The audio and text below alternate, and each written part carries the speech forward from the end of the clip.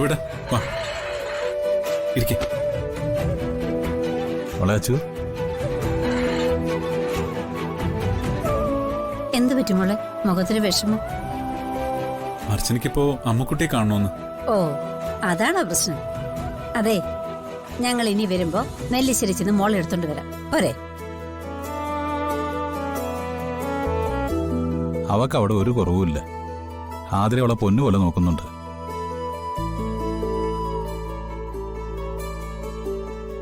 അത് പിന്നെ ഇപ്പോഴല്ലേ അമ്മക്കുട്ടി അവളുടെ മോളാന്ന് മനസ്സിലായത്. ആതിര പ്രസവിച്ചതാണെങ്കിലും അവളെ വളർത്തിയത് ഞാനല്ലേ. അവളുടെ അമ്മ ഞാൻ തന്നെയാ. ഓ ആയിക്കോട്ടെ. അല്ലെന്ന് ആരാ പറഞ്ഞത്? നീ തന്നെ അവളുടെ അമ്മ. നീ അപ്പൊ ആര് പ്രസവിച്ചു, ആര് വളർത്തുന്നു എന്നൊന്ന് ആലോചിച്ച് ബുദ്ധിമുട്ടണ്ട. നിങ്ങൾ രണ്ടുപേരും ഒരു സ്ഥലത്ത് തന്നെ ഉണ്ടല്ലോ. രണ്ടുപേരും കൂടെ ചേർന്നങ്ങ് വളർത്തിയാൽ മതി. അതല്ലേ ഒരു സന്തോഷം.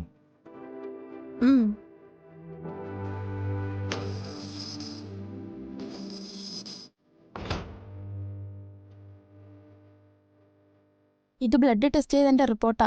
ഒന്ന് ഇഷാന ഡോക്ടറെ കൊണ്ടുപോയി കാണിക്കണം.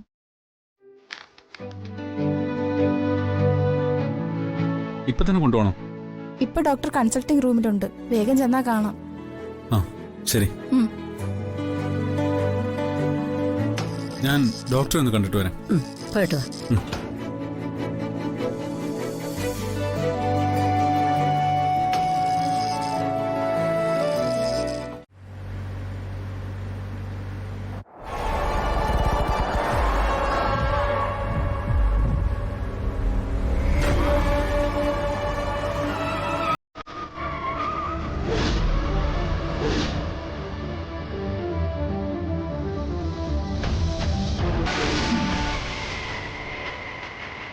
ഈ കാറ് കൊണ്ട് ഇടിപ്പിച്ച് അവിടെ അങ്ങ് കൊന്നാലോ?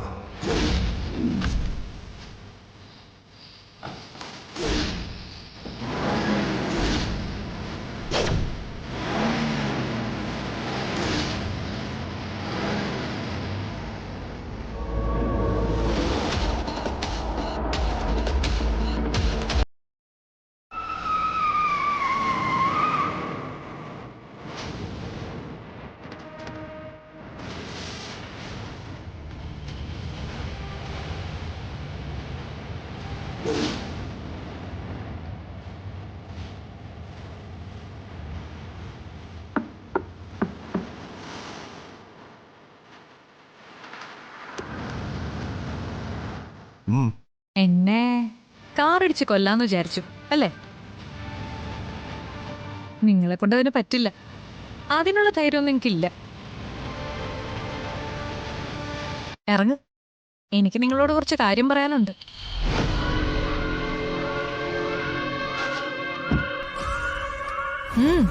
ഇറങ്ങ്.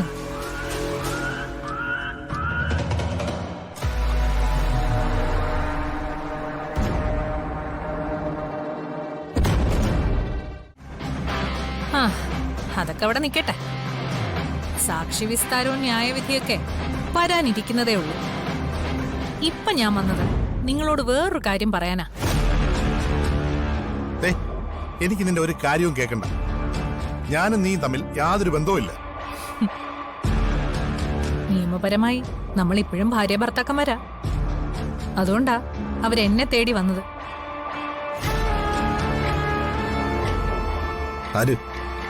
ആദ്യം നിങ്ങളുടെ അച്ഛൻ വന്നു, പിന്നെ അനിയത്തിമാരും, പിന്നെ വേറൊരുത്തി ഉണ്ടല്ലോ ഇപ്പൊ നിങ്ങള് പുതിയതായിട്ട് ദത്തെടുത്തൊരു അനിയത്തി. എന്റെ പ്രധാന ശത്രു, എന്റെ കൂടപ്പിറപ്പ് അനഘ. ആ ഞാഞ്ഞൂലും കൂടെ ഉണ്ടായിരുന്നു. അവരുടെ എല്ലാവരുടെ ആവശ്യം ഒന്ന് തന്നെയായിരുന്നു.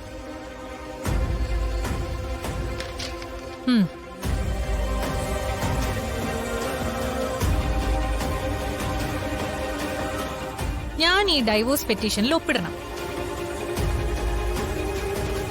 നിങ്ങളുടെ അച്ഛൻ എന്റെ മുന്നിൽ വന്ന് യാചിച്ചു എന്റെ മകന്റെ ജീവിതം തിരിച്ചു തരണമെന്ന്. അനിയത്തിമാരെന്റെ കാല് പിടിച്ചു. പക്ഷേ ഞാൻ തീരുമാനമൊന്നും എടുത്തിട്ടില്ല. ഇവളുടെ മനസ്സ് മാറിയോ? ഡൈവേഴ്സ് പെറ്റീഷൻ ഒപ്പിട്ടുകൊണ്ടാണ് അവൾ വന്നത്. ഉം?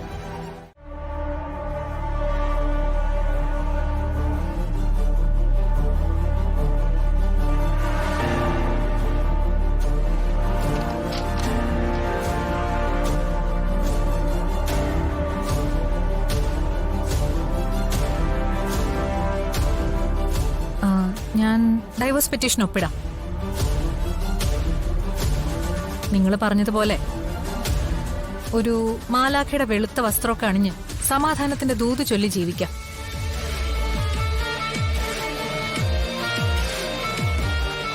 ഇപ്പൊ നിങ്ങക്ക് സന്തോഷായില്ലേ? സോറി, ഞാൻ പേനെടുക്കാൻ മറന്നു.